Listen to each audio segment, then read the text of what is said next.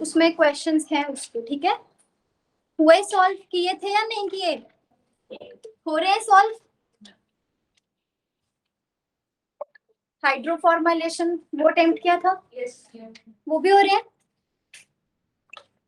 तो वो आपको मैंने बता दिया था ना, वो उसमें सारे नेट के ही क्वेश्चंस है, तो वो थॉरली करना, because bar bar questions repeat, मतलब क्वेश्चंस रिपीट नहीं होते बट कॉन्सेप्ट्स रिपीट होते हैं एग्जाम्स में, ठीक है। जिस कॉन्सेप्ट से पहले क्वेश्चन पूछा जाता है, हो सकता है उसी कॉन्सेप्ट से दोबारा पूछा जाए। एक बार एज इट इज क्वेश्चन भी रिपीट हुआ था।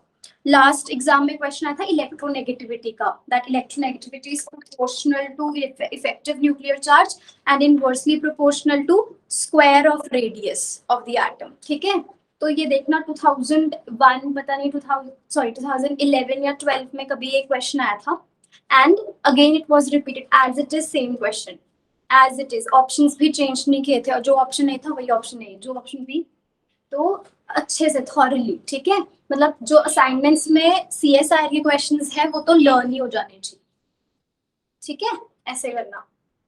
और कल क्या किया था हमने, लास्ट कौन सा साइकिल क्या था discuss? Monsanto acetic acid process. चलो नेक्स्ट लिखो, Wacker process, WACKER, Wacker process.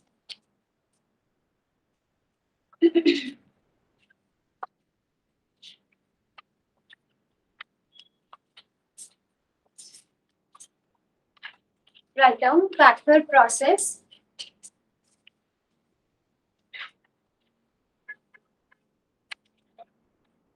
The catalytic addition,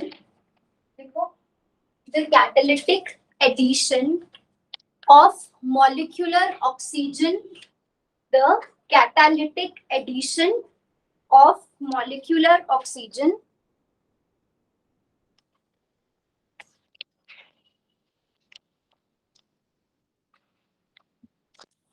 the catalytic addition of molecular oxygen to alkenes in the presence of a catalyst, in the presence of a catalyst and co-catalyst, in the presence of catalyst and co-catalyst, to give the product aldehyde or ketones, to give the product aldehyde or ketones is known as Wacker process. is known as Wacker process. तो क्या बोला, किसका addition होना चाहिए? Molecular oxygen. Molecular oxygen का मतलब पता है, ऑक्सीजन कैसे एग्जिस्ट करता है, दो एटम्स इकट्ठे प्रेजेंट होते हैं, that is molecular oxygen, O2। अगर मैं बोल रही हूँ nascent oxygen, that means single oxygen atom, ठीक है। तो addition of molecular oxygen to alkenes, तो जैसे हम सिंपलेस्ट एल्कीन ले रहे हैं इथीन, ठीक है, इन the presence of what, catalyst. ये कैटलिस्ट बहुत इंपॉर्टेंट है, याद रखना है। पैलेडियम का कैटलिस्ट है, ठीक है, स्क्वायर प्लेनर स्ट्रक्चर होगा, ठीक है, और लिगेंड सारे chlorine, and also co-catalyst copper chloride, ठीक है। को-कैटलिस्ट इज क्या बताया था कल? हाँ, जो कैटलिस्ट की एफिशिएंसी को इंक्रीज करता है। कैटलिस्ट का काम होता है, क्या काम होता है?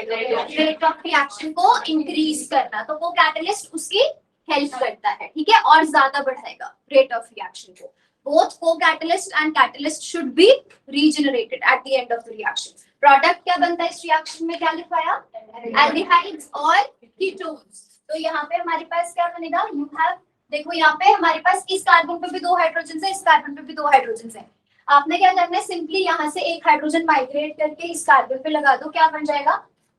CH3, और यहाँ पे एक हाइड्रोजन बचा, उसके साथ यहाँ से क्या आ जाएगा? ऑक्सीजन, तो ये एल्डिहाइड बन जाएगा, CH3 CHO, ठीक है, एसिड एल्डिहाइड। मैकेनिज्म हम देखेंगे कि रिएक्शन कैसी होती है। तो एल्डिहाइड सिर्फ हमें किस में मिलता है? इथीन के केस में, क्योंकि यहाँ कीटोन नहीं बन सकता ना, कीटोन्स नहीं बन सकते, क्योंकि minimum number of carbons required for ketone formation will be 3, ठीक है। So if you are taking functionalized या substituted alkenes, तो उसको अगर हम मॉलिक्यूलर ऑक्सीजन के साथ ट्रीट करते हैं in the presence of catalyst and co-catalyst, तो वो हमेशा और हमेशा कीटोन्स ही देंगे, सॉरी आर्गन, ठीक है। कीटोन्स देने का मतलब क्या है, हमेशा ऑक्सीजन कहाँ ऐड होगा, सब्स्टिट्यूटेड कार्बन पे, ठीक है, सेकंड कार्बन पे, और यहाँ हाइड्रोजन होंगे। अब एग्जाम में अगर क्वेश्चन आता है कि कैटलिस्ट कौन सा यूज करते हैं फॉर बैकवर्ड प्रोसेस, तो बस आपने ये याद रखना है, मेटल पैलेडियम का होना चाहिए, ठीक है, लिगेंड्स क्लोरीन होने चाहिए, नंबर 2, और तीसरा पैलेडियम की ऑक्सीडेशन स्टेट +2 होनी चाहिए। सिर्फ ये 3 कंडीशंस हैं कैटलिस्ट के लिए। तो ये भी कैटलिस्ट की तरह बिहेव कर सकते हैं, इसमें पैलेडियम मेटल है, क्लोरीन लिगेंड्स है, और पैलेडियम की ऑक्सीडेशन स्टेट +2 आ रही है। और अगर ऐसे गिवन है पैलेडियम डाइक्लोराइड, तो वो भी गलत नहीं है, ठीक है, ऐसे भी लिखा हो सकता है एग्जाम में और ऐसे भी लिखा हो सकता है, ज्यादातर हम इसको इसी फॉर्म में रिप्रेजेंट करते हैं, पैलेडियम ज्यादातर इस फॉर्म में दिया होता है। पर अगर एग्जाम में ऐसे दिया होगा कि is this the catalyst for backward process, तो that would not be wrong, ठीक है ना। इसमें पैलेडियम कौन सी ऑक्सीडेशन स्टेट में है, +2, इसमें भी +2 में है ना, ठीक है। ऐसे ही जो कॉपर का को कैटलिस्ट आप यूज कर रहे हो, वो हमारे पास अगर ऐसे लिखा होगा तो वो भी गलत नहीं होगा। कॉपर कैटलिस्ट होना चाहिए, ठीक, कॉपर मेटल होना चाहिए, साथ में क्लोरीन लिगेंड्स अटैच्ड होने चाहिए, ओके, एंड कॉपर की ऑक्सीडेशन स्टेट शुड बी +2, ठीक है। और अगर ऐसे लिखा हुआ है तो वो भी सही है। ज्यादातर कॉपर के कैटलिस्ट को हम इस फॉर्म में देखते हैं बैकवर्ड प्रोसेस में, ठीक है, all of them are correct. एक बार एग्जाम में क्वेश्चन आया था कि what is the oxidation state of the catalyst and co-catalyst in backward process, तो both of them are present in +2 oxidation state, ठीक है। नेक्स्ट लिखो मैकेनिज्म ऑफ बैकवर्ड प्रोसेस।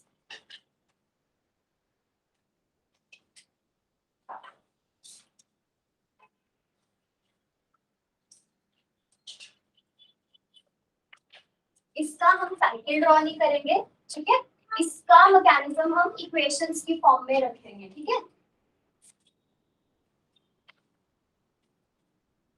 सो अब देखो रिएक्शन में हमने कहीं पे भी वाटर यूज नहीं किया, कहीं पे भी HCl नहीं लिखा, पर हम जब मैकेनिज्म देखेंगे तो वो सारे सब्सटेंसेस इन्वॉल्व होंगे, एट द एंड वो जनरेट होते हैं और फिर मतलब डिकम्पोज भी हो जाता है, जनरेट भी हो जाते हैं, जैसे कैटलिस्ट होता है, तो उसको हम मेन रिएक्शन में नहीं लिखते। जैसे मेन रिएक्शन में मैंने कहीं यहाँ वाटर नहीं लिखा था ना, but water is used in the reaction. कैसे वो देखेंगे, सबसे पहले हमारे पास क्या था, इथीन, ठीक है, और हमने क्या लेना, इथीन हमारा रिएक्टेंट, दूसरा हम क्या लेंगे यहाँ पे कैटलिस्ट पैलेडियम, ठीक है, और एंड साथ में हम क्या लेंगे, वाटर। तो इनकी रिएक्शन इस तरह से होगी कि जो हमारे पास इथीन है, ठीक है, वो क्या बना देगा, डिटेल्ड एक अभी हम सिंपल मैकेनिज्म देख रहे हैं, एक डिटेल्ड मैकेनिज्म भी हम देखेंगे कि कैसे यहाँ पर एडिशंस होती है ऑक्सीजन की, ठीक है, बट अभी हम इक्वेशंस की फॉर्म में देख रहे हैं।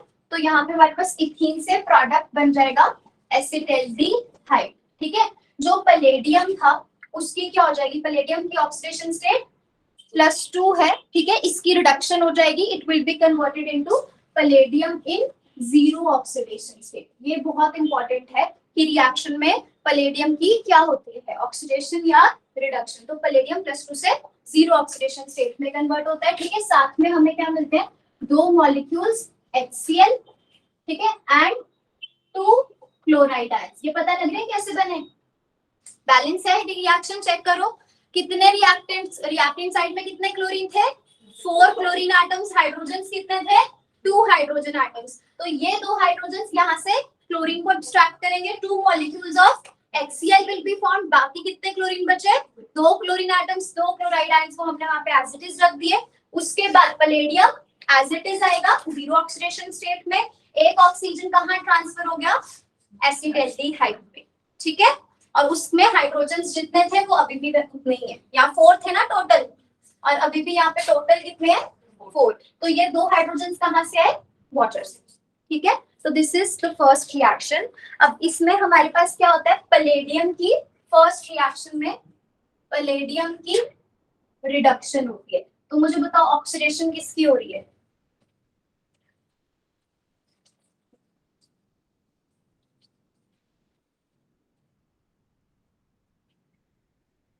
redox reactions क्या होते हैं, one substance is oxidized and other is reduced। तो पैलेडियम की क्या हो रही है हमारे पास, रिडक्शन। ऑक्सीडेशन किसकी हुई है? क्लोरीन की। वो -1 में था, अभी भी दोनों -1 में ही है। किसकी हुई है? सबकी ऑक्सीडेशन स्टेट चेक कर लो। क्लोरीन -1 में था, उधर हर केस में -1 में है, ठीक है। यहाँ हाइड्रोजन +1 में था, उधर कहाँ है? अभी भी +1 में ही है। यहाँ इथीन के पास कोई ऑक्सीजन नहीं था, सिर्फ ऑक्सीडेशन स्टेट का बढ़ना ऑक्सीडेशन नहीं होती, addition of oxygen is also oxidation. तो यहाँ इथीन किसमें कन्वर्ट हो रहा है? एसिटाल्डिहाइड में। तो इसलिए क्या हो रही है हमारे पास? ऑक्सीडेशन। ओके। नेक्स्ट स्टेप हमारे पास क्या होगा?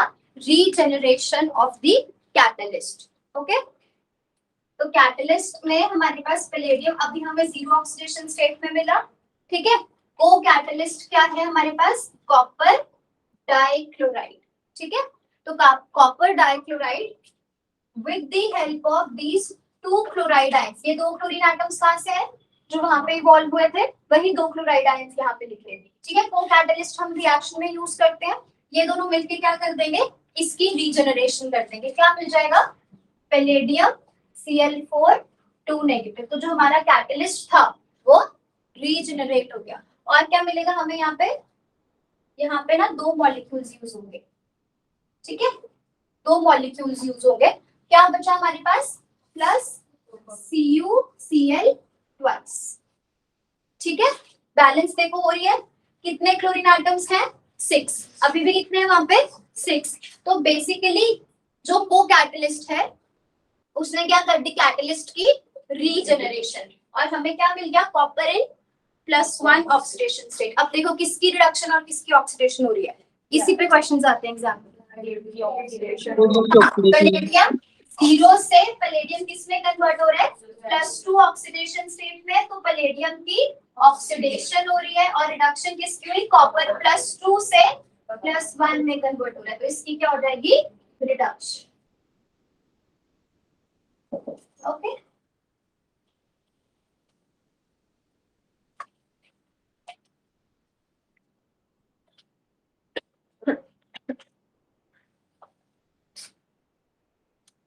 तो अब हमें लास्ट स्टेप में क्या करना है? को कैटलिस्ट की रीजनरेशन, ठीक है। तो you have 2 molecules of copper monochloride in the presence of, यहाँ पे क्या लिखना चाहिए हमें?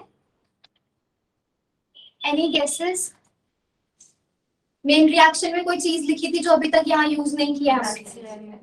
हाँ, HCl नहीं, हाँ HCl भी यूज नहीं किया, पर मेन रिएक्शन में हमने एक चीज लिखी थी, मॉलिक्यूलर ऑक्सीजन, है ना, वो हमने यहाँ नहीं यूज किए। तो हाफ मॉलिक्यूलर ऑक्सीजन प्लस वहां से जो HCl के 2 मॉलिक्यूल रिलीज हुए थे वो यूज होंगे। और यहाँ पे हमारे पास क्या बन जाएगा?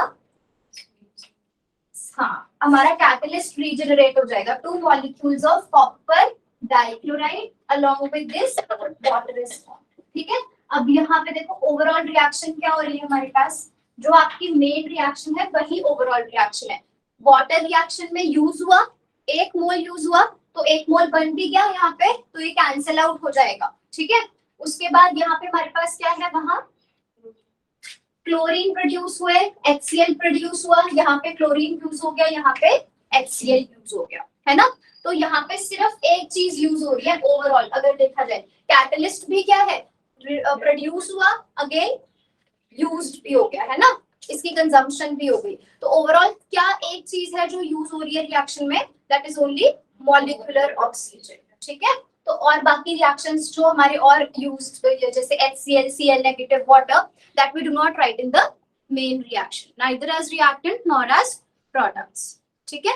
तो ओवरऑल रिएक्शन लिख लो यहाँ पे हमारे पास ethane plus molecular oxygen will form acetaldehyde।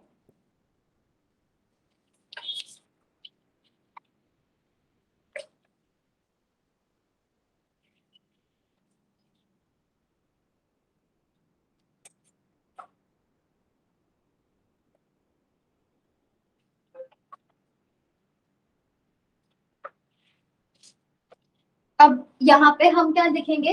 जैसे एग्जाम में एक बार क्वेश्चन आया था कि इलेक्ट्रॉन ट्रांसफर बताओ, क्योंकि देखो हमने 3 रिएक्शंस लिखी मैकेनिज्म के नोट करते टाइम, और तीनों रिएक्शंस में इलेक्ट्रॉन ट्रांसफर हो रहा है। Oxidation reduction reactions are simply what, transfer of electrons, है ना। तो जिसकी रिडक्शन होती है वो क्या करता है, इलेक्ट्रॉन्स को गेन, और जिसकी ऑक्सीडेशन होती है वो क्या करता है, इलेक्ट्रॉन्स को लूज करता है। तो मतलब जिस स्पीशीज की ऑक्सीडेशन हो रही है उसने इलेक्ट्रॉन्स को लूज किया, और किसको दिए, उस स्पीशीज को जिसकी रिडक्शन हो रही है। तो आप इलेक्ट्रॉन ट्रांसफर का पाथ बना सकते हो। सबसे पहले इलेक्ट्रॉन कहां से ट्रांसफर हुआ, इथीन जो था उसने इलेक्ट्रॉन्स लूज किए, उसकी ऑक्सीडेशन हो गई, किसको दिए उसने इलेक्ट्रॉन्स, पैलेडियम कैटलिस्ट को, इसी को दिया ना। रिडक्शन किसकी हुई थी, इसकी हुई थी, इसने इलेक्ट्रॉन्स लूज किए और कैटलिस्ट को दे दिए। तो this is the path of electron transfer, कि इलेक्ट्रॉन कहां से कहां ट्रांसफर हो रहा है, from ethene to the catalyst and then from the catalyst to, बताओ, को कैटलिस्ट, है ना। अब हमारे पास इसने इलेक्ट्रॉन्स को एक्सेप्ट किया था और इसकी रिडक्शन हो गई थी, फिर इसने ये रहा, इसकी रिडक्शन हो चुकी है, फिर इसने इसकी ऑक्सीडेशन हुई, तो इसका मतलब अब इसने इलेक्ट्रॉन्स लूज किए। ऑक्सीडेशन मींस इलेक्ट्रॉन्स लूज किए, किसको दिए, जिसकी रिडक्शन हुई है। किसकी रिडक्शन हो रही है, को कैटलिस्ट की, ठीक है। तो फिर यहाँ से इलेक्ट्रॉन कहाँ जाएंगे, को कैटलिस्ट, कॉपर डाइक्लोराइड। अब कॉपर डाइक्लोराइड की रिडक्शन हो जाएगी, कॉपर मोनोक्लोराइड बनेगा यहाँ पे, तेरा, ठीक है। और लास्ट रिएक्शन में क्या हो रहा है, कॉपर +1 किसमें कन्वर्ट हो रहा है, +2 में। तो इसका मतलब इसने इलेक्ट्रॉन्स एक्सेप्ट किए थे, अब ये इलेक्ट्रॉन्स क्या कर रहा है, लूज कर रहा है, और इसकी ऑक्सीडेशन हो रही है। किसने इलेक्ट्रॉन्स एक्सेप्ट किए हैं यहाँ पे, ऑक्सीजन ने। ऑक्सीजन यहाँ पे किस ऑक्सीडेशन स्टेट में है, 0 में है ना, और यहाँ किस में जा रहा है, -2। तो यहाँ पे ये भी लिख लो, यहाँ से ऑक्सीजन की क्या हो रही है, रिडक्शन, एंड कॉपर का भी लिख लेना, उसकी क्या हो रही है, ऑक्सीडेशन।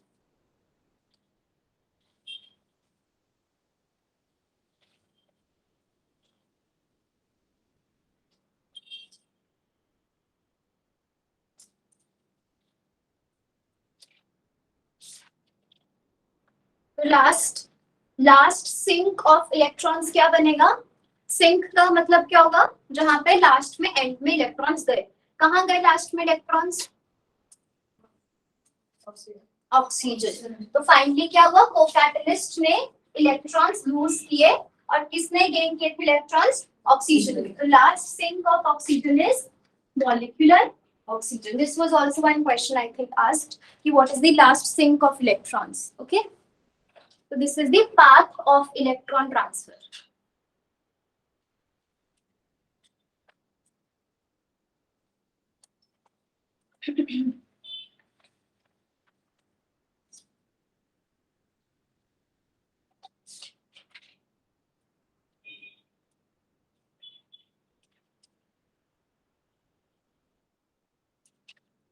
कर लिया नोट सबने, path of electron transfer clear हो गया ना, सिंपली ऑक्सीडेशन रिडक्शंस है, ठीक है।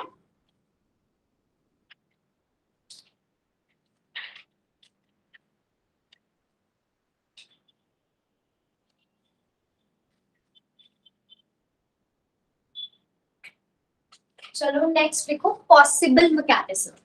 तो अभी ये एक्चुअल मैकेनिज्म हम नहीं लिख रहे हैं, ठीक है।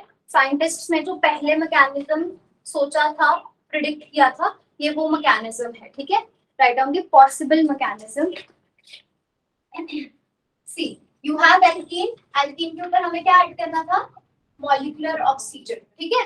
तो हम क्या करते हैं, पहले हम क्या कहते हैं कि एल्कीन्स के ऊपर हो सकता है ऐसा हुआ हो कि जो हमारा कैटलिस्ट है पैलेडियम डाइक्लोराइड, ये कैटलिस्ट बोल सकते हैं इसको, पैलेडियम की ऑक्सीडेशन स्टेट +2 है। तो यहाँ पे हमारे पास क्या होता है, बेसिकली जो हमारे पास पैलेडियम है वो अपने ट्रांजिशन मेटल्स के बारे में बताया था ना, they have field electrons also and they have empty orbitals also. तो फील्ड इलेक्ट्रॉन्स की जो ऑर्बिटल्स जिसमें फील्ड इलेक्ट्रॉन्स होंगे, ठीक है, वो वाली ऑर्बिटल्स के जो इलेक्ट्रॉन्स है वो यहाँ ट्रांसफर होंगे। तो क्या बनेगा, बॉन्ड बनेगा, पैलेडियम जब अपने इलेक्ट्रॉन्स यहाँ देगा कार्बन के पास, तो पैलेडियम कार्बन का बॉन्ड बनेगा। तो जैसे ही इस कार्बन का बॉन्ड सिग्मा बॉन्ड बनेगा, तो कौन सा बॉन्ड ब्रेक करेगा? पाई बॉन्ड, क्योंकि ये मैक्सिमम कितने बॉन्ड्स बना सकता है? 4 बॉन्ड्स। तो बेसिकली ये इलेक्ट्रॉन्स कहाँ जा रहे हैं? इस कार्बन की पाई स्टार ऑर्बिटल में, जिसकी वजह से उसका पाई बॉन्डिंग ब्रेक कर रहा है। तो पाई बॉन्ड ब्रेक करेगा तो ये इलेक्ट्रॉन्स कहाँ चले जाएंगे? नेक्स्ट कार्बन पे, ठीक है। And what we will get are CH negative, CH2, then palladium dichloride, palladium पे चार्ज पॉजिटिव, ठीक है। नेक्स्ट स्टेप में क्या होगा? नेगेटिव चार्ज इसके ऊपर अटैक करेगा और यहाँ से क्लोरीन एलिमिनेट हो जाएगा and we will get a 3 membered cyclic transition state. बनेगी 3 मेंबर। अभी भी क्लोरीन पे चार्ज पॉजिटिव आएगा, क्यों? हाँ, 3 बॉन्ड्स हो गए ना, पहले 2 बॉन्ड्स थे न्यूट्रल, अभी 3 बॉन्ड्स है। और वैसे भी इसको ये प्लस पॉजिटिव चार्ज था, यहाँ से नेगेटिव और पॉजिटिव जब न्यूट्रलाइज हो जाएंगे, पर यहाँ से हमने क्लोरीन भी एलिमिनेट कर दिया, तो यहाँ से भी इलेक्ट्रॉन्स चले गए ना, तो उस वजह से पॉजिटिव चार्ज, ठीक है। 3 membered cyclic transition status form. Now जब हमने 3 स्टेप्स लिखे थे वहां वाटर यूज किया था, तो अब वो वाला वाटर जो है इस 3 मेंबर्ड साइक्लिक ट्रांजिशन स्टेट पे एज अ न्यूक्लियोफाइल बिहेव करेगा। आप ऑर्गेनिक केमिस्ट्री पढ़ोगे जब आगे, तो उसमें देखोगे कि there is a rule that ये न्यूक्लियोफाइल बिहेव कर सकते हैं। पहले तो ये बताओ why? Because any atom if second period को बिलोंग करता है, उसकी नंबर 1 ऑक्टेट पूरी हो और उसके ऊपर लोन पेयर प्रेजेंट हो, then that can behave as a nucleophile. तो वाटर के पास, ऑक्सीजन एटम के पास लोन पेयर प्रेजेंट है, न्यूक्लियोफाइल की तरह बिहेव कर सकता है। और 3 मेंबर्ड जो हमारे पास रिंग बनी हुई है, उसमें इलेक्ट्रोफिलिक सेंटर नजर आ रहे हैं आपको, कहाँ है? पैलेडियम, पैलेडियम पे चार्ज पॉजिटिव है, ठीक है। ऐसा होता है कि कभी कभी ना डायरेक्ट जो हमारा न्यूक्लियोफाइल है वो डायरेक्ट पॉजिटिव चार्ज पे अटैक नहीं करता, रादर देन उस पॉजिटिव चार्ज को एलिमिनेट करने के लिए वो किसी कार्बन पे अटैक करता है, या तो वो इस कार्बन पे अटैक करेगा, if it attacks on this carbon तो ये बॉन्ड ब्रेक हो जाएगा, इलेक्ट्रॉन्स कहाँ चले जाएंगे? पैलेडियम के पास, ठीक है। ये क्यों होता है? जैसे एक सिंपल एग्जांपल मैं आपको बताती हूँ। ऑक्सीजन हाइड्रोनियम आयन ऐसे प्रेजेंट है, इसके ऊपर प्लस चार्ज है। अगर कभी भी मैं कोई बेस इसके साथ ट्रीट करूंगी, तो बेस क्या करता है? Base is also atom having negative charge, nucleophile is also atom having negative charge. Oxygen कभी 3 से ज्यादा बॉन्ड्स बना ही नहीं सकता, क्योंकि 3 बॉन्ड्स बनाने के बाद उसकी ऑक्टेट पूरी हो जाती है, 2s2 2p6 पूरा भर जाता है, उसके बाद आगे 2d तो कुछ होता ही नहीं ना, तो वो भर चुका है, तो वो इलेक्ट्रॉन्स कहीं एक्सेप्ट कर ही नहीं सकता। इस वजह से जब भी न्यूक्लियोफाइल यहाँ बिहेव करता है या बेस यहाँ बिहेव करता है, वो यहाँ अटैक करता है और फिर ये इलेक्ट्रॉन्स ऑक्सीजन एटम पे जाते हैं, ताकि ऑक्सीजन का प्लस चार्ज खत्म हो सके, ठीक है। तो ऐसी सी ही कंडीशन यहाँ पे है, जैसे बेस यहाँ पे डायरेक्ट पॉजिटिव चार्ज पे अटैक नहीं करता, base is also one type of nucleophile, ठीक है। तो ये क्या करता है? ये इस हाइड्रोजन पे अटैक करता है और फिर ये आगे इलेक्ट्रॉन्स नेक्स्ट एटम पे डोनेट करके इसके प्लस चार्ज को न्यूट्रलाइज करता है। तो बिल्कुल ये वैसा ही मैकेनिज्म है, यहाँ पे लोन पेयर्स कहाँ जाएंगे? नेक्स्ट कार्बन, मतलब उस कार्बन एटम को जो प्लस चार्ज के साथ कनेक्टेड है, ताकि वो इलेक्ट्रॉन ट्रांसफर कहाँ कर सके? पैलेडियम पे। तो जब भी 3 मेंबर साइक्लिक ट्रांजिशन स्टेट बनता है, जहां पे भी प्लस चार्ज है वहां डायरेक्टली कभी भी न्यूक्लियोफाइल का अटैक नहीं करना, ठीक है। उसके साथ जो एटम्स है वही अटैक करना है, बॉन्ड ब्रेक करो ताकि प्लस चार्ज एलिमिनेट हो सके, ठीक है ना। तो एक तो ये रूल है। दूसरा रूल हमें ये डिसाइड करना है कि प्लेट जो हमारे पास न्यूक्लियोफाइल है वो कौन सी कार्बन पे अटैक करेगा। अगर मान लो यहाँ पे भी हाइड्रोजन होता, फिर तो कहीं पे भी अटैक कर सकते हैं, दोनों कार्बन एटम्स सेम है। अभी क्या है? ये कार्बन सब्स्टिट्यूटेड है और ये अनसब्स्टिट्यूटेड है, या फिर हम ये कह सकते हैं कि this is more sterically hindered carbon because of its R group and this is less sterically hindered carbon. तो रूल क्या कहता है? अगर 3 मेंबर साइक्लिक ट्रांजिशन स्टेट पे पॉजिटिव चार्ज है, तब हमेशा न्यूक्लियोफाइल कहाँ अटैक करेगा? मोर हिंडर्ड कार्बन पे। और अगर 3 मेंबर साइक्लिक ट्रांजिशन स्टेट पे कोई भी चार्ज प्रेजेंट नहीं है, तब न्यूक्लियोफाइल कहाँ अटैक करेगा? लेस हिंडर्ड कार्बन पे, ठीक है। ये आप ऑर्गेनिक केमिस्ट्री में पढ़ोगे, ठीक है। वहां पे रूल्स है रिएजेंट्स कैसे ऐड करते हैं रिंग्स के ऊपर, ओके। तो बस यहाँ भी आपने क्या याद रखना है, if the 3 membered cyclic transition state उस पे चार्ज प्रेजेंट है, then nucleophile will attack on more hindered carbon, ठीक है। मैं लिखवा दूंगी, अभी आप सारा मैकेनिज्म एक बार समझ लो। क्लियर हो गया इतना?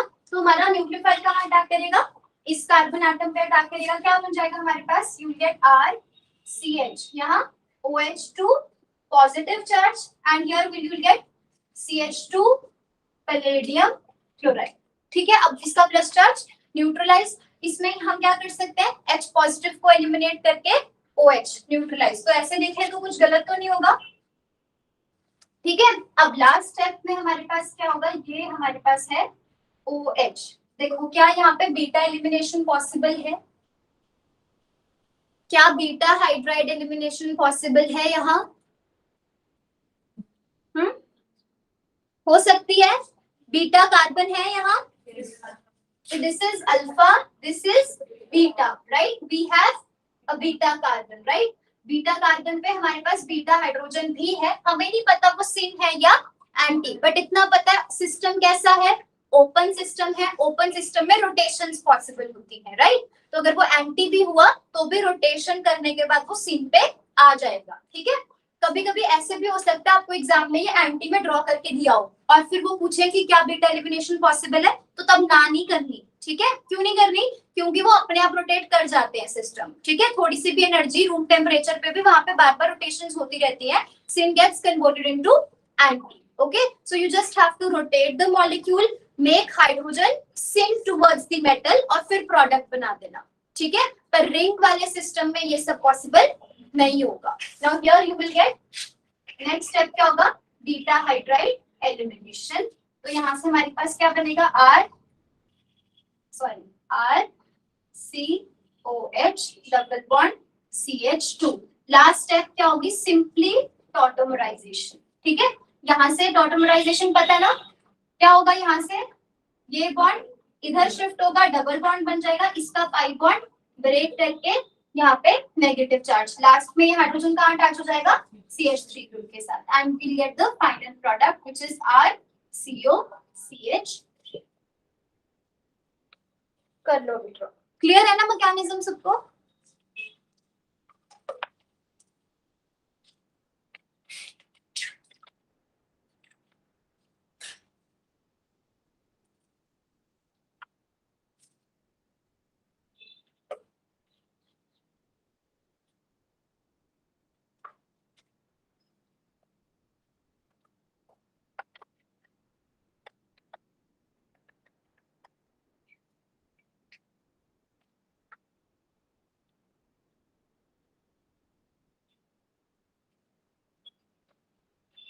ठीक, डाउट है कहीं पे?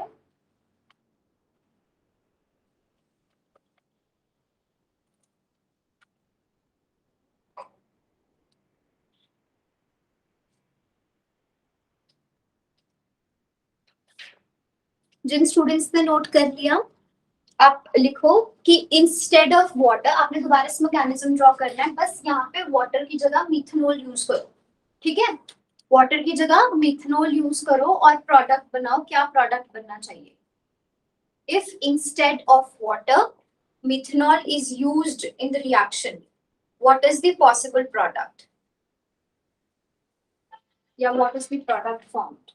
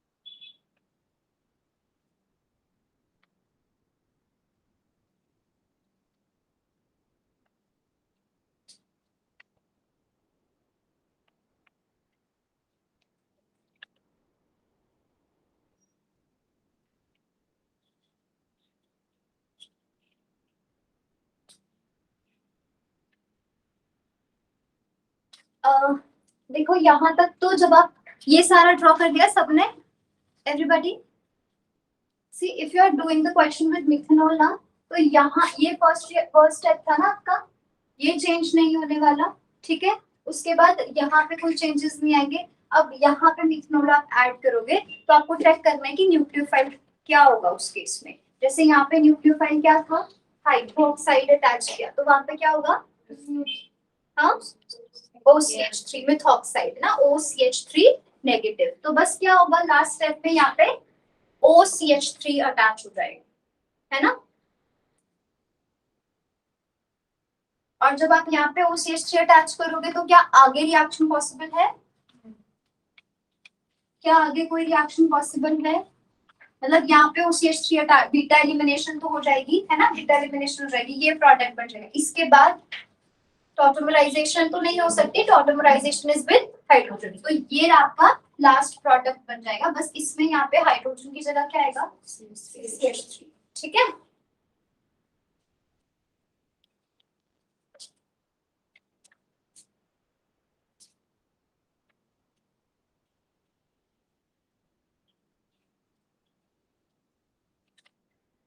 और फिर मिथेनॉल के साथ करने के बाद एसिटिक एसिड के साथ रिएक्शन करेंगे, ठीक है। मैं मिथेनॉल के साथ लिख रही हूँ प्रोडक्ट, ठीक है सारा, आप एसिटिक एसिड के साथ करो। वाटर वाला सबने नोट कर लिया ना मैकेनिज्म, एवरीवन।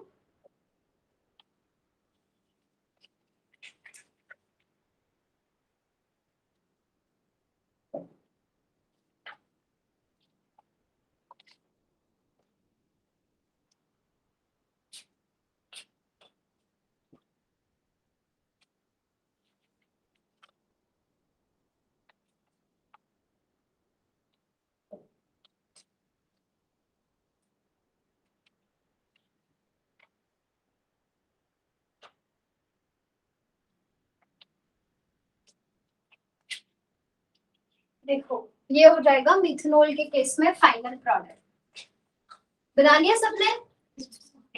मिथेनॉल के साथ फाइनल प्रोडक्ट ये बनेगा। और लास्ट अगर हम एसिटिक एसिड यूज करें तो उसमें न्यूक्लियोफाइल क्या होगा, हाँ एसीटेट आयन, है ना, CH3CO नेगेटिव। तो यहाँ पे अगर हम एसिटिक एसिड के साथ रिएक्शन करेंगे तो CH3COH, यहाँ पे हमारे पास क्या अटैच हो जाएगा, ऑक्सीजन देन COCH3, ठीक है। और फाइनल प्रोडक्ट में भी यहाँ ऑक्सीजन देन COCH3।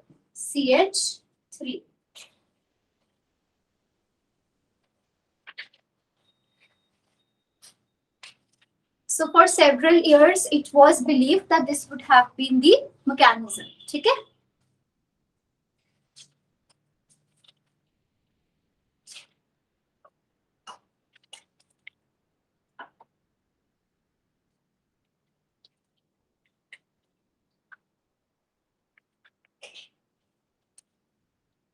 नेक्स्ट ये करने के बाद ड्यूटेरियम के साथ करनी है, ठीक है। जैसे आपने हाइड्रोजन के साथ किया था, नहीं सॉरी, जैसे हमने वाटर के साथ किया था ना H2O, now you have to take deuterated water, that is D2O, ठीक है।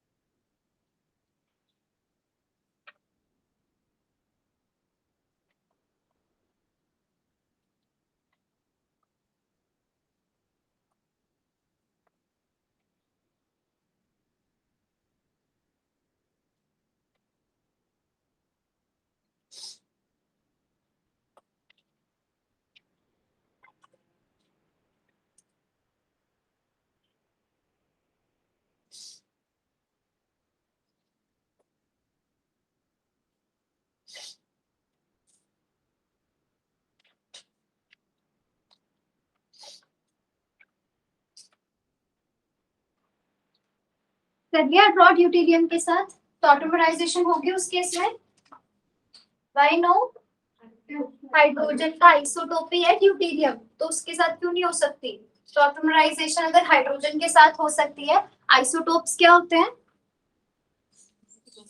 वो same atomic number but different mass number, they have different physical properties but they have similar chemical properties. Different physical properties मतलब मास अलग होगा, volume अलग होगा, density अलग होगी, melting point, boiling point, but जिस तरह की रिएक्शन, केमिकल रिएक्टिविटी सेम होने का मतलब जिस तरह की रिएक्शंस हाइड्रोजन देता है बिल्कुल वैसी ही सेम रिएक्शंस ड्यूटेरियम भी देगा और ट्रिटियम भी देगा। ठीक है, तो टॉटोमराइजेशन करके प्रोडक्ट देखो क्या बनता है।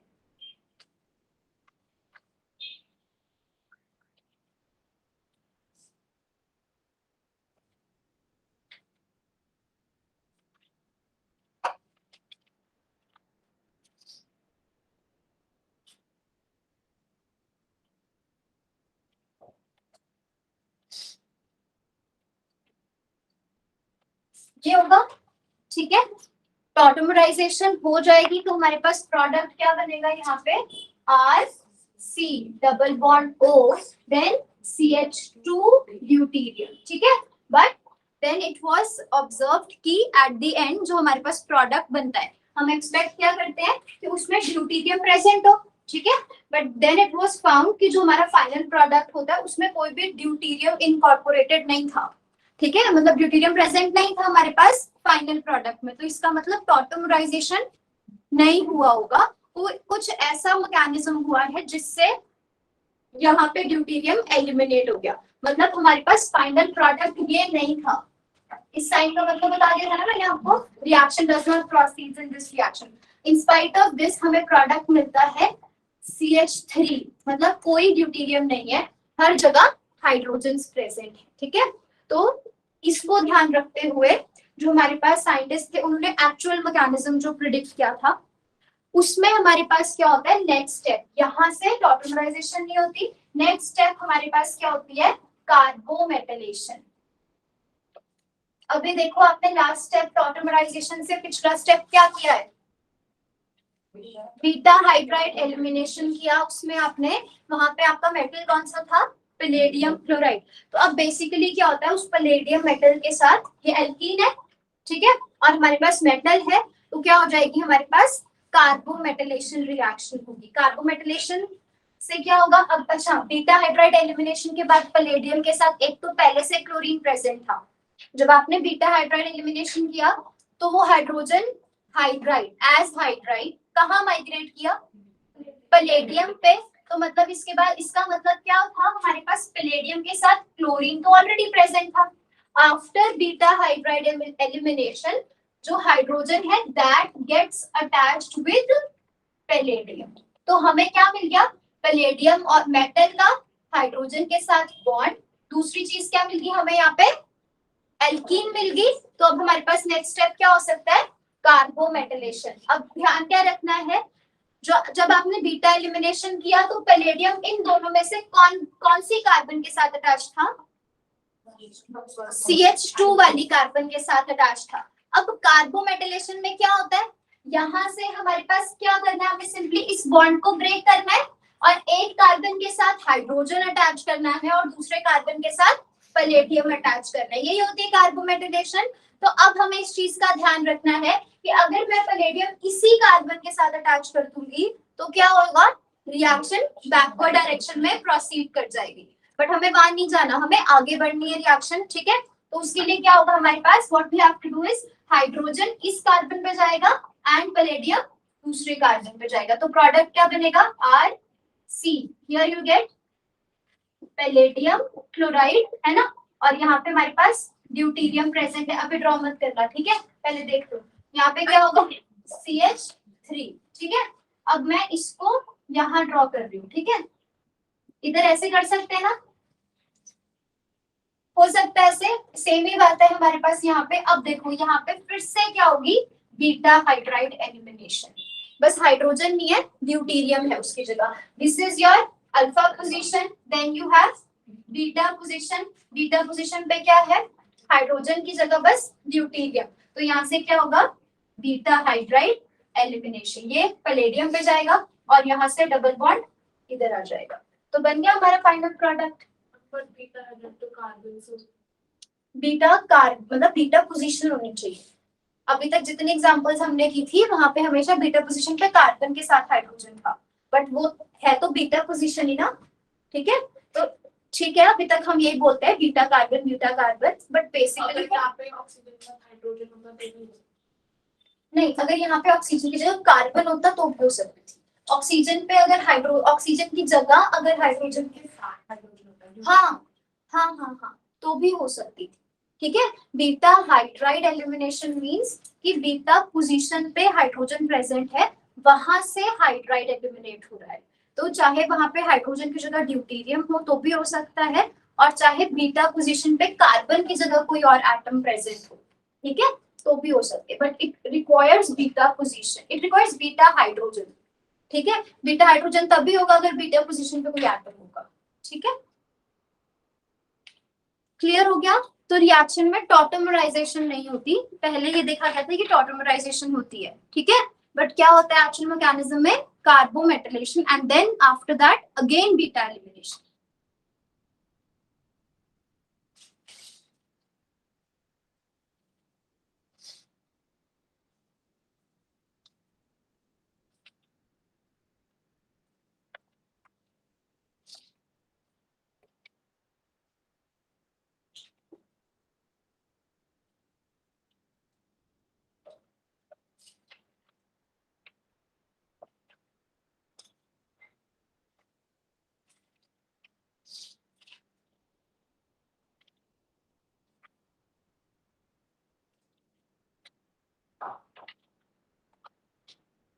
कर लिया नोट।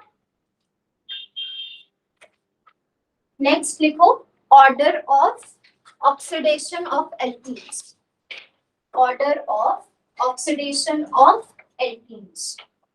तो वैक्टर प्रोसेस में हम क्या करते हैं, एल्कीन की ऑक्सीडेशन उसको कन्वर्ट करते हैं एसिटाल्डिहाइड में, ठीक है। तो ऑर्डर क्या है हमारे पास, लेस स्टेरिकली हिंडर्ड एल्कीन्स की ऑक्सीडेशन पहले हो जाती है। तो यू हैव यहाँ पे कोई सब्स्टिट्यूशन नहीं है, then mono substituted, then mono substituted है अभी भी, बट चेन बड़ी हो गई इसकी, ठीक है। नेक्स्ट हमारे पास डाई सब्स्टिट्यूट में ट्रांस आएगा पहले, फिर उसके बाद सिस, ठीक है। तो ये ऑर्डर है ऑक्सीडेशन का, जैसे आपने विल्किंसंस कैटलिस्ट के लिए ऑर्डर पढ़ा था, याद है।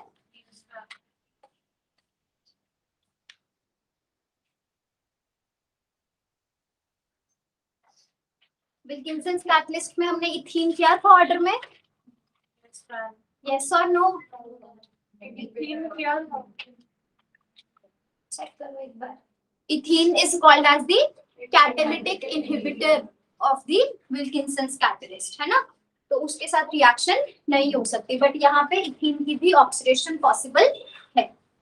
नाउ इफ इन एग्जाम आपके पास क्वेश्चन आता है, जैसे मान लो सिंपली अभी जो हमने मेन रिएक्शन पढ़ा, you have this treated with molecular, ऐसे गिवन होगा, एरो के ऊपर ना ऑक्सीजन गिवन होगा, साथ में पैलेडियम और कॉपर। तो क्या हम पूरा मैकेनिज्म करेंगे, मैकेनिज्म पूछा जाएगा, मैकेनिज्म से क्वेश्चन आएगा तभी मैकेनिज्म पे जाना। अगर मैकेनिज्म से क्वेश्चन नहीं आ रहा तो सिंपली आपने कीटोन बना देना है उसका, ठीक है। और कीटोन ये आर ग्रुप कितना मर्जी एक्सटेंडेड हो, इसमें जितने मर्जी कार्बन हो, आपने सिर्फ क्या देखना है, एल्कीन देखनी है, और जो हमारे पास सेकंड कार्बन होगी उस पे कीटोन बनाना है, ऑक्सो ग्रुप को इंट्रोड्यूस करना है। तो you have to just directly make this group, ठीक है ना, एग्जाम में ऐसे करना है।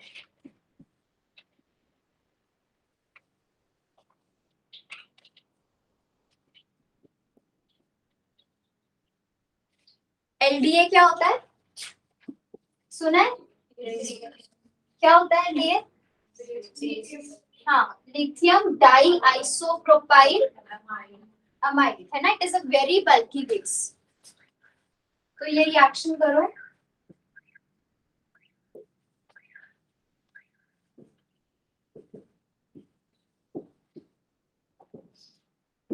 identify the product A and B.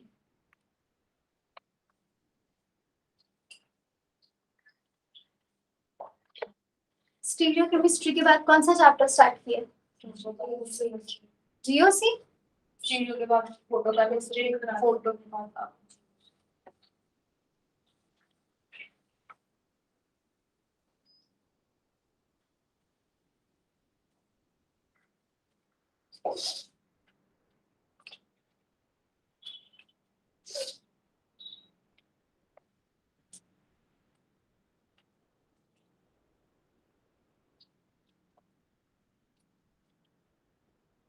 A product बन गया।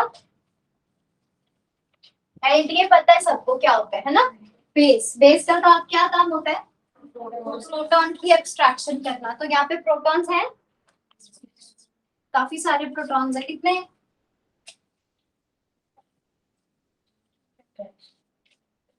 हाँ 10। एसिडिक कौन से होंगे इसमें से? ये वाली कार्बन पोजीशन पे होंगे, है ना। जब बेस का क्या काम है, प्रोटॉन की एब्स्ट्रैक्शन करना। तो बेस जब यहाँ से प्रोटॉन को एब्स्ट्रैक्ट करेगा तो क्या बनेगा, यहाँ से जो आपका बॉन्ड है वो ब्रेक करेगा, ये वाले इलेक्ट्रॉन्स कहाँ शिफ्ट होंगे, इस कार्बन पे नेगेटिव चार्ज बनेगा।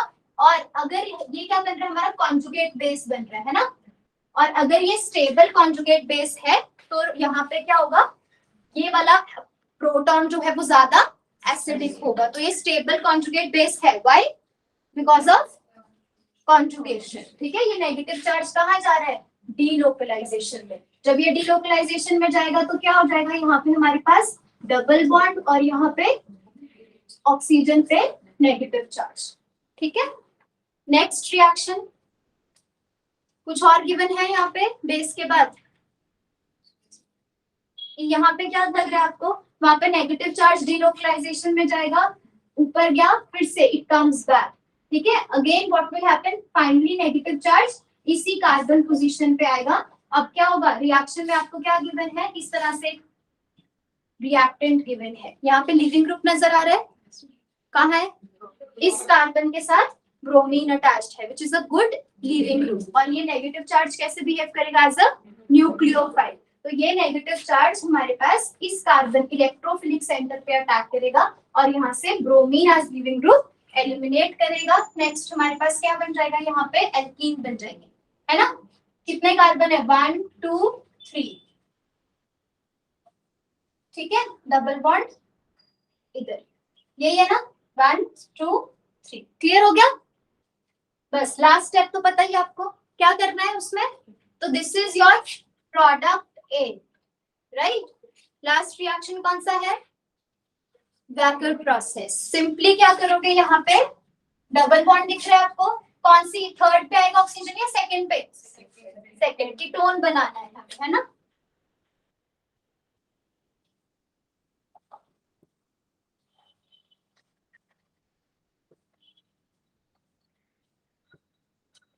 ठीक है, तो this will be the final product.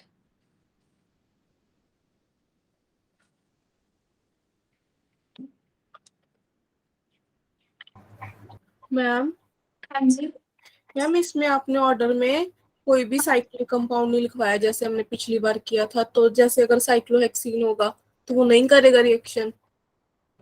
नहीं, उनके साथ नहीं आती। वैकर प्रोसेस की जो एल्कीन्स यूज होती हैं कीटोन्स बनाने के लिए, उसका रीजन ये है कि अगर आपके पास पहले तो आप विल्किंसन कैटलिस्ट के अंदर तो आप क्या कर रहे थे, इस डबल बॉन्ड की रिडक्शन कर रहे थे, है ना।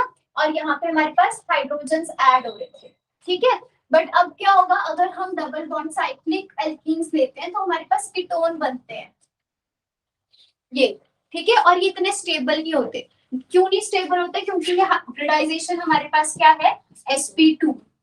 ठीक है, sp3 कार्बन पे अगर हमारे पास basically not sp3, open chain में अगर हमारे पास कीटोन्स बनते हैं तो वो ज्यादा स्टेबल होते हैं एज कंपेयर टू अगर रिंग में यहाँ पे कार्बोनिल ग्रुप इंट्रोड्यूस हो, ये बहुत जल्दी ओपन अप हो जाते हैं। कोई भी न्यूक्लियोफाइल आके इजिली इनके ऊपर अटैक कर सकता है। ठीक है, क्लियर हुआ विशाली? हाँ जी मैम। शगुन क्या हुआ, पक्का?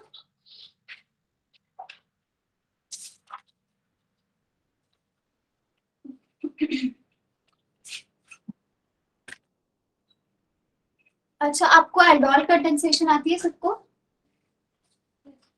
हाँ, आप एक होमवर्क लिखो, ये जो आपका प्रोडक्ट बी बन रहा है, ठीक है, इसकी रिएक्शन करनी है potassium hydroxide in the presence of H positive ions, ठीक है। एल्डोल कंडेंसेशन पढ़ना घर पे जाके, देखो कैसे ऑर्गेनोमेटालिक कंपाउंड्स मिक्स होके आता है आपकी उसके साथ, ऑर्गेनिक के साथ। तो ये एग्जाम का क्वेश्चन था, आपको आइडेंटिफाई करना था प्रोडक्ट ए बी, और फिर उसके बाद आगे पोटेशियम हाइड्रोक्साइड और प्रोटॉन के साथ रिएक्शन थी, और आपको बताना है व्हाट इज प्रोडक्ट सी, ठीक है। तो basically this is your aldol condensation reaction, intramolecular aldol condensation reaction, ठीक है। तो आज घर पे पहले एल्डोल कंडेंसेशन पढ़नी है, ठीक है, उसके बाद उसकी ये बार यहाँ से इंट्रामोलिकुलर कंडेंसेशन करके प्रोडक्ट कल आप बताओगे, ठीक है। चलो नेक्स्ट लिखो ग्रब्स कैटलिस्ट। तो दिस वाज वैक्टर प्रोसेस, ठीक है। अब नेक्स्ट कैटलिस्ट लिखो ग्रब्स कैटलिस्ट। साइकिल सारे खत्म हो गए हैं, ठीक है।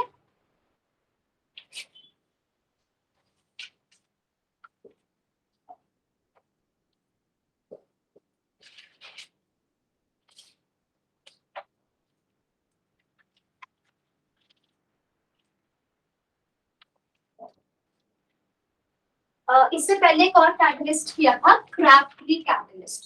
क्या था उसका, मेटल कौन सा था उसमें, इरिडियम। लिगेंड्स कौन से थे, PCY3 and COD and pyridine, ठीक है। कितना इलेक्ट्रॉन काउंट था, 16 इलेक्ट्रॉन काउंट। पॉजिटिव चार्ज था उस पे या नेगेटिव,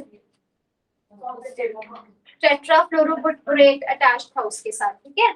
ऐसे ही ग्रब्स कैटलिस्ट में याद रखना मेटल कौन सा है, रुथेनियम, और इसके सारे लिगेंड्स भी याद करने हैं हमारे पास। एक तो इसके साथ एल्किनाइल ग्रुप अटैच होगा, ठीक है, डबल बॉन्ड CH2।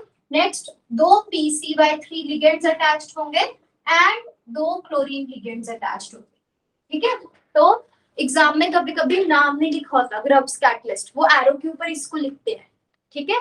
तो याद रखना है ग्रब्स कैटलिस्ट का फॉर्मूला। इसका फटाफट से इलेक्ट्रॉन काउंट कैलकुलेट करो क्या आएगा, और रुथेनियम की ऑक्सीडेशन स्टेट वो भी फाइंड करो।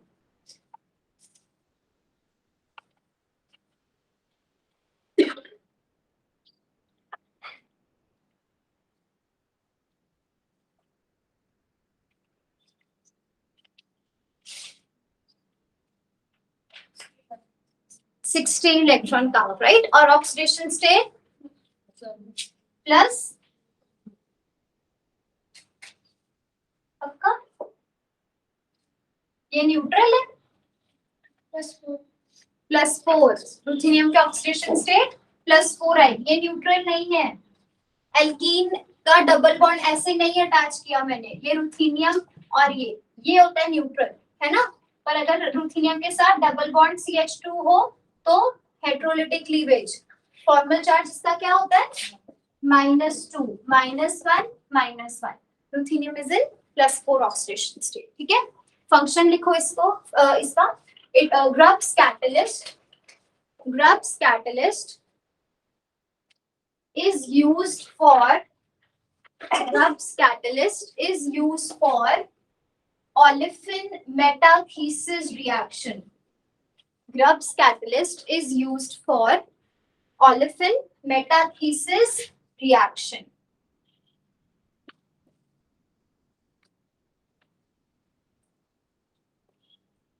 ठीक है। तो एक पहले शॉर्ट ट्रिक करेंगे, फिर उसके बाद डिटेल्ड मैकेनिज्म देखेंगे।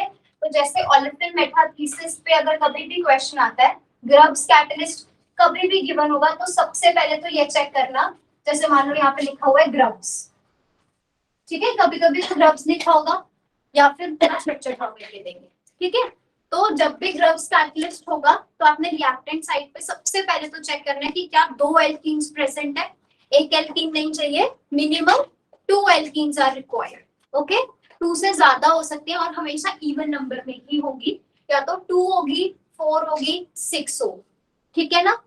और ज्यादातर सिर्फ 2 ही दी होंगी, maximum two maximum 4 alkenes given होगी, इससे ज्यादा नहीं आएगी। But you have to remember if Grubbs catalyst is given, then on the reactant side minimum number of alkenes required will be 2, okay, तो हम इन कार्बन्स को नंबर देते हैं, जैसे मान लो 1 2 3 4 5 6 एंड 7, इनको मैंने छोड़ दिया। तो सिंपली आपने क्या करना है, आपको दिखेगा कि यहाँ पे ना टर्मिनल कार्बन एटम्स जो गिवन होंगे, और हमेशा एल्कीन्स कैसी होंगी, always there will be terminal alkenes, कभी भी एल्कीन सेंटर में नहीं अटैच्ड होगा, ठीक है। तो आपने सिंपली क्या करना है, इनके जो टर्मिनल कार्बन एटम्स है, मैं अभी आपको शॉर्ट ट्रिक बता रही हूँ, ये मैकेनिज्म नहीं है, ठीक है। तो शॉर्ट ट्रिक क्या है, जो इसके टर्मिनल एटम्स होंगे, टर्मिनल कार्बन एटम्स, उनको कट कर दो यहाँ से। तो हमारे पास कितने कार्बन बचेंगे, इस कार्बन को रिमूव कर दिया तो सिर्फ सेकेंड कार्बन बचा। इस तरह से होगी ना रिएक्शन हमारे पास, ये क्या है 2 3 4 देन 5th एंड 6th, तो मैंने यहाँ से 7th रिमूव कर दिया और फर्स्ट रिमूव कर दिया, ठीक है। और बाद में क्या करेंगे, जहां से कार्बन को रिमूव किया उसके बॉन्ड कम कर दिए ना, अपने सेकेंड वाली कार्बन के बॉन्ड कम कर दिए, तो आप फाइनली क्या करोगे, इसके भी बॉन्ड कम हो गए तो इनको आपस में अटैच करके यहाँ डबल बॉन्ड बना देना। इसके भी 2 बॉन्ड कम कर दिए ना हमने सेकेंड कार्बन के, जब यहाँ से रिमूव किया, और इसके भी 2 बॉन्ड्स कम कर दिए, तो इनके आपस में 2 बॉन्ड्स बनाने हैं, ठीक है। तो ओवरऑल क्या होगा, 2 एल्कीन्स होगी आपके पास, फाइनल प्रोडक्ट में ये क्या बना देंगे मिलके, only 1 alkene will be form, ठीक है। तो कभी भी एग्जाम में क्वेश्चन आता है तो आपने इसी तरह सॉल्व करना है, ओके।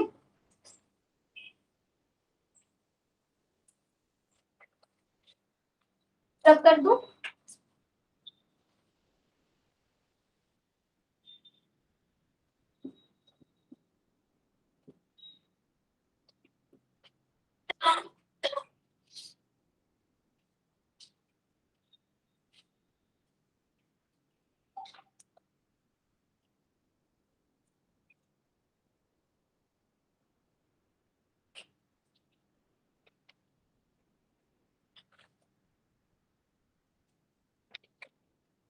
कर लिया ड्रॉ। चलो now I am giving you a question, ठीक है, ग्रुप्स कैटलिस्ट पे सॉल्व करके देखो क्या बनेगा।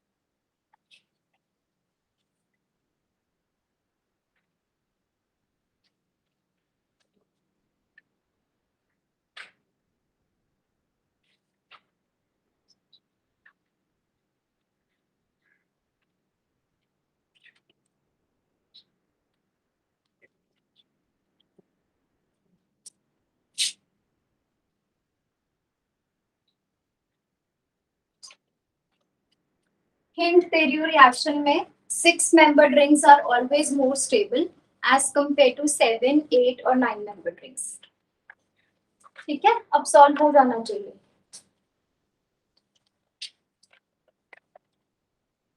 सबसे ज्यादा स्टेबल रिंग कौन सी होती है, 6 और 5, 5 सबसे ज्यादा स्टेबल होती है 5 मेंबर्ड रिंग, ठीक है। उसके बाद 6 मेंबर्ड रिंग, तो 5 and 6 membered ring most stable, and among 5 and 6 5 is most stable, okay. अब 5 से कम भी अनस्टेबल होते हैं 3 और 4, और 6 से ज्यादा भी अनस्टेबल होती है 7 8 एंड 9, ठीक है।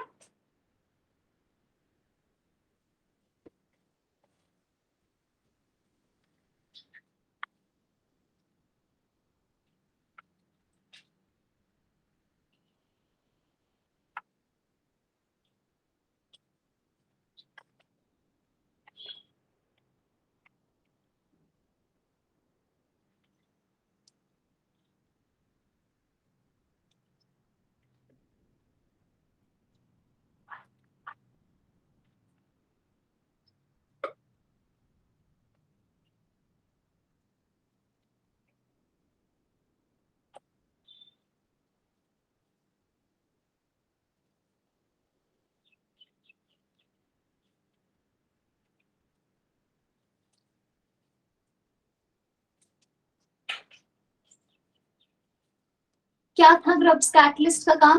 दो एल्कीन्स के टर्मिनल एटम्स को कट और आपस में एंड्स को अटैच करता है ना? तो यहाँ हमारे पास कितनी एल्कीन्स है? 4। तो आपको दो दो का कॉम्बिनेशन बनाना है, यही करोगे, दो दो का कॉम्बिनेशन बनाओगे और इस तरह से बनाना है कि आपके पास स्टेबल बने जो भी आपका प्रोडक्ट बन रहा है, ठीक है? अब वो दो दो का क्या कॉम्बिनेशन होना है, हो सकता है वो आपको चेक करना है। ऑनलाइन स्टूडेंट्स, आपको बोर्ड विजिबल है? Yes ma'am. Okay, yes ma'am. हाँ जी, बस ये क्वेश्चन करते हैं, ठीक है? मैं बता ही देती हूँ आपको इससे अंधेरे में।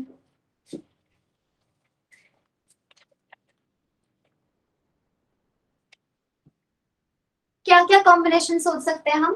पहले ये एल्कीन, इसके साथ let name them A B C and D. तो ये हो सकता है ए और बी के साथ आपस में हो जाए रिएक्शन, ठीक है? तो क्या बचा? सी और डी का। ए का किसके साथ हो सकता है? डी के साथ, तब बी का सी के साथ, और ए का किसके साथ हो सकता है? सी के साथ, तब बी और डी का। यही पॉसिबिलिटी है। एक को फिक्स कर दो कि हमने ए फिक्स कर दिया, ए की बी के साथ हो सकती है, ए की डी के साथ हो सकती है और ए की सी के साथ। तो 3 हमारे पास ऑप्शंस है, इसके अलावा कोई और ऑप्शन नहीं बन सकता ना? यस और नो?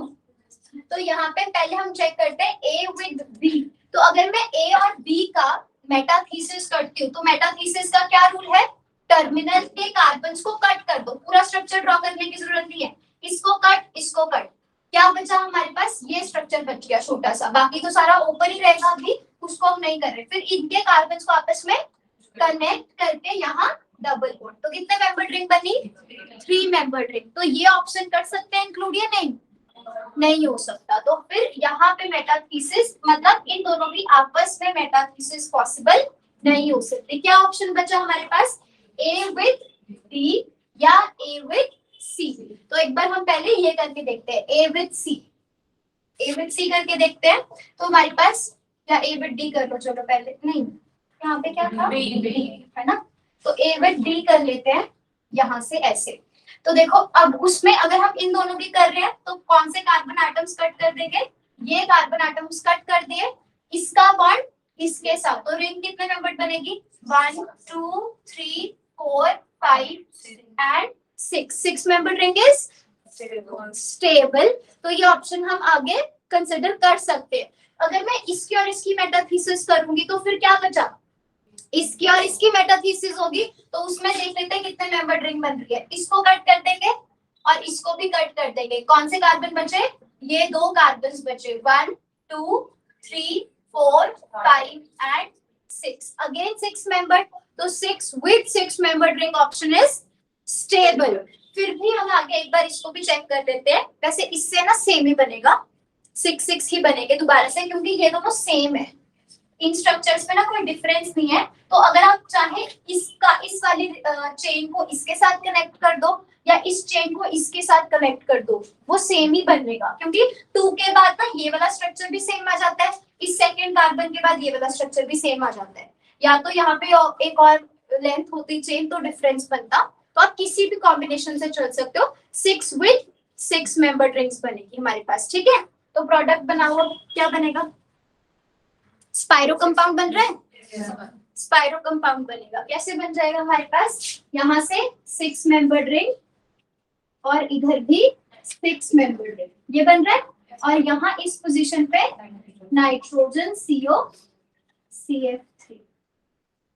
कुछ नहीं करना, ये देखो, बस आपने यहाँ से इसको कट करना है, यहाँ से इसको कट करना है, 1 और 6 को आपस में अटैच करके डबल बॉन्ड, यहाँ से इसको रिमूव, यहाँ से इसको भी रिमूव, ठीक है? और ये आपस में कनेक्ट करो, तो ये आपका इस पॉइंट पे स्पाइरो बन जाता है ना? यहाँ पे इस साइड पे 6 मेंबर और इधर भी 6 मेंबर। क्लियर हो गया?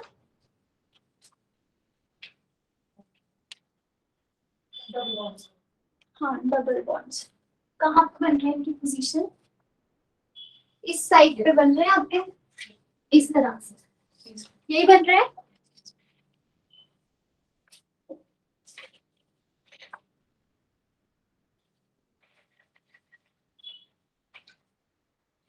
चलो अब आई गई है लाइट तो मैकेनिज्म भी कर लेते हैं, ठीक है। लिखो mechanism of action, mechanism of action. It involves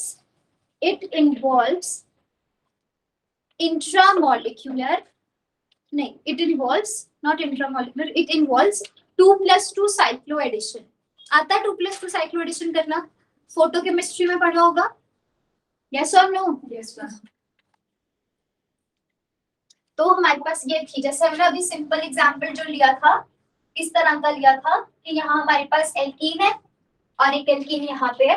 grubs catalyst में आपने ये लिगेंड देखा था CH2, कभी कभी ना यहाँ पे हाइड्रोजन की जगह फिनाइल ग्रुप भी दिया हो सकता है, तो उससे कंफ्यूज मत होना, वो भी ग्रब्स कैटलिस्ट ही है, ठीक है। मॉडिफाइड ग्रब्स कैटलिस्ट है वो सारे, ठीक है। और कभी कभी ऐसे लिखा होगा 5th जनरेशन ग्रब्स कैटलिस्ट, वो कुछ नहीं है, वो सारे मॉडिफाइड ग्रब्स कैटलिस्ट ही है, ठीक है।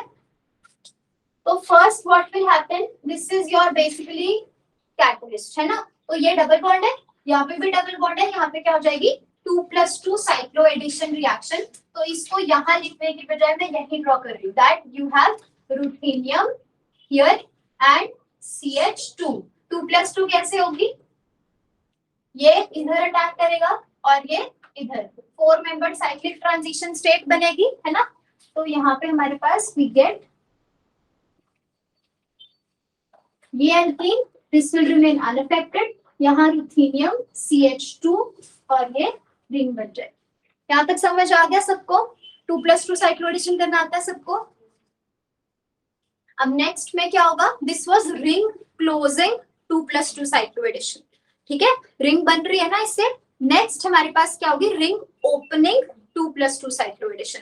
अब रिंग ओपन इस तरह से करना है कि जो हमारा रुथेनियम है वो मॉलिक्यूल, जो हमारा मेन मॉलिक्यूल है उसके साथ अटैच्ड रहे, ठीक है। क्योंकि अगर मैं रिंग ऐसे खोल दूं, लेट सपोज मैं ऐसे अभी लिखना मत, अगर मैं रिंग ऐसे ओपन कर दूं तो क्या होगा, वापस से यही बन जाएगा हमारे पास, है ना। रुथेनियम डबल बॉन्ड CH2 अलग हो गया और ये बॉन्ड उधर। तो हमेशा रिंग ओपनिंग ऐसे करते हैं जहां पे रुथेनियम हमारा मॉलिक्यूल के साथ अटैच्ड रहे। तो कैसे रिंग ओपन करेंगे, ये इधर शिफ्ट हो जाएगा और ये इधर। हाँ जी,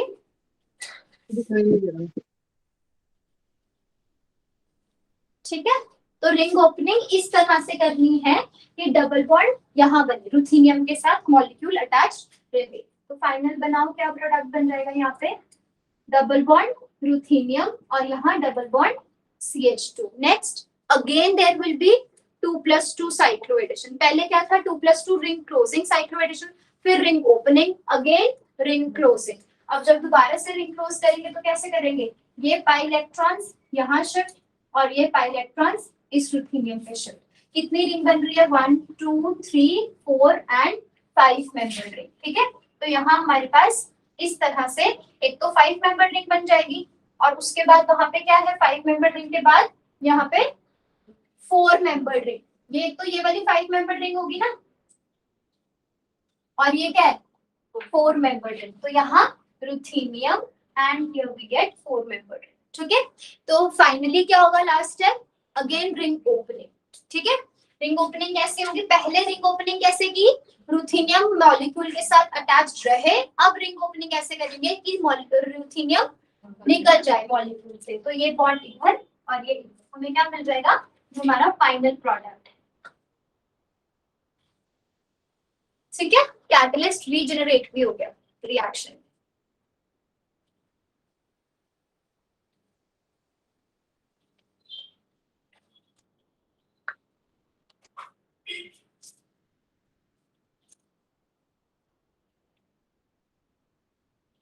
कल का लेक्चर ना प्रोसेस नहीं हुआ था, वो अभी यूट्यूब पे आया नहीं है, ठीक है। ऑनलाइन स्टूडेंट्स भी सुन लो, तो मैं अभी चेक करती हूँ कल वाला लेक्चर अगर प्रोसेस हो गया तो फिर मैं अभी ऐड कर देती हूँ, ठीक है।